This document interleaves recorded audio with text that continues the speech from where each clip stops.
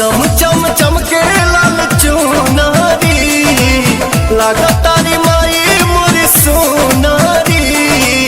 सूरज किरनियो लजा गईली शरमा गईली मुसुकी मुसुकी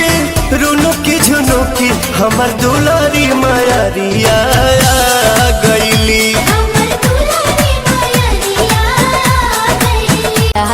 आवा हो चला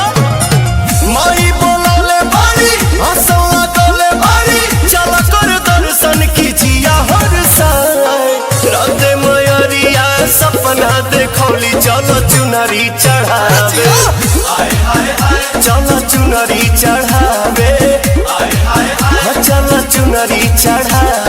क्या बात है। जो मानते हैं कि भक्तों में सबसे बड़े भक्त हनुमान जी है तो दोनों हाथ उठा लो और जो नहीं मानते वो मत हाथ उठाना उठा के दोनों हाथ वीर हनुमान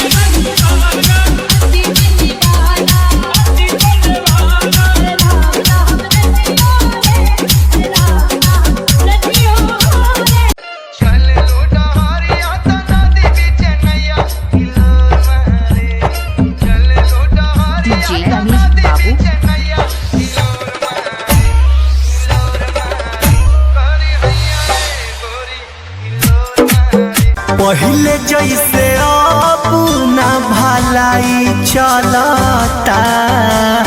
ए राजा 4 दिन सबर करी पहले जैसे